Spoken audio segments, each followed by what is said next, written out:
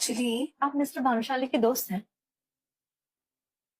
Mister Bhanushali? मतलब Bhanushali industries के मालिक? पर उन्हें तो आज तक किसी ने नहीं देखा। बड़े बड़े लोग उनसे बात भी नहीं कर सकते। नहीं, मैं उन्हें नहीं जानती हूँ, पर तुमने ऐसा क्यों पूछा? मैम, आपके हाथ में ये जो बैग है ना, ये जिमिज़ू सैंडल का बैग है। मैं आए? हाँ। ये स्पेशल एडिशन सैंडल है। मैम, इसकी कटिंग, इसका डिजाइन, इसका लोगो नकली बनाना इम्पॉसिबल है। ये इंडिया में कल दूसरा पीस ही बिका है जो मिस्टर भानुशाली ने खरीदा है। क्या नक्श ही है मिस्टर भानुशाली, या नक्श ने चुराए हैं ये सैंडल्स? कहाँ से आए हैं ये लाखों के सैंडल्स बेरोजगार नक्श के पास? क्या है नक्श की असलियत? अगर वो इतना अमीर है तो क्यों रहता है अपनी